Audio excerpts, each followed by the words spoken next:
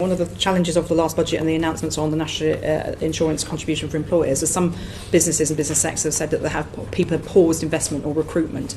Do you have a concern about that, and have you got any words of comfort about what might lie ahead for those businesses that have been particularly hit with higher wages by the end, when the new financial year kicks in, higher staffing bills as a result of this? As I said in my answer to Dame Harriet's question, of course there are always consequences of any tax changes that a government makes. But do you worry that it might mean that some businesses are not putting in the money that they could be putting to grow sometimes those small jobs that Dr. Sander talked about that are important in areas where there are perhaps not those big industries and businesses that will create the growth which we all want to see, I think all around us, whatever party around this table, but they won't happen in the next couple of years because these are bigger infrastructure projects.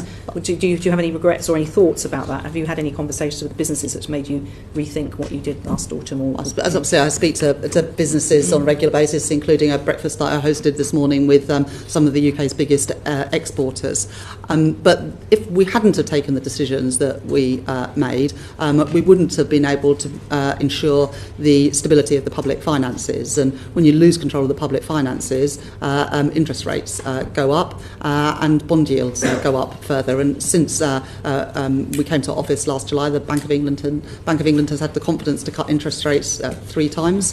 That's very different from what we experienced in the last Parliament, and as a result borrowing costs not just for families but also for businesses has fallen. And if you look at vacancies in the economy, they've stabilised. If you look at the forecasts from the Office of Budget Responsibility about employment during the course of this Parliament, they forecast that employment is due to go up. And in terms of small businesses, and I think this is really important, the smallest businesses, for example, if you're employing 4 people on the national living wage, you will come out of paying national insurance altogether because we increase the threshold at which you start paying national insurance. So I do recognise that the costs on the smallest businesses would have been the most severe, which is why we've excluded them. And actually, some small businesses who were paying national insurance previously are now not paying any at all. So from where you're sitting, what metrics are you looking at to see that those small and medium-sized businesses, which are the ones that actually have potential to grow, and particularly to grow in some of those areas of the country where, as I said, there aren't other really big options, what metrics are you looking at to see how successful they are and whether what support they may need to create those jobs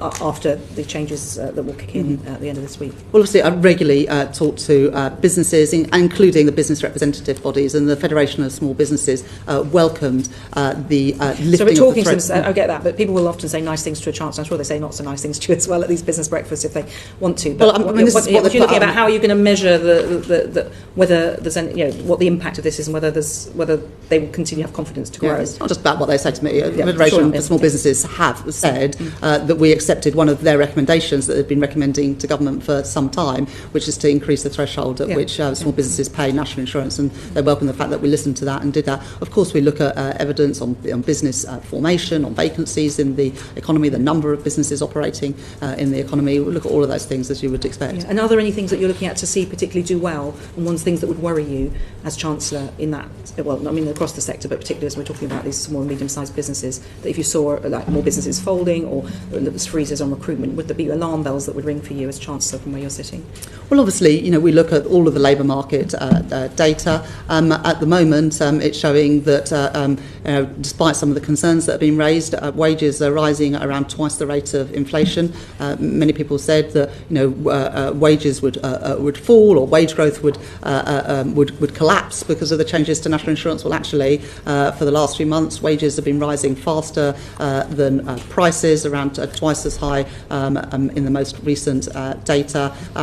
Vacancies have stabilised at a historically high level in the economy, which shows that we need to do more to help people back to work. So you mean vacancies are not a high level, you mean vacancies have stabilised at a low level? No, quite a high level compared to the historic averages, which again gives confidence that businesses do want to carry on hiring, and in fact it's about redoubling our efforts to ensure that those people who are not in work today are supported to get back to work, because vacancies at about 700, 800,000 are at a historically high level, and businesses still complain about the challenges that they have in recruiting the people they need to do the jobs, and we need to help businesses to be able to access the skills they need. Mr. McFarlane. Chair, if I may, just to your series of questions, you started with the NICS changes and then obviously what we look at. I mean, in terms of our discussions with the OBR and what they look at, and I think they explained this to the committee yesterday, I mean, they highlighted some of the uncertainties around their judgment on that measure in their budget forecast, and they therefore have looked at it since, in particular at survey data.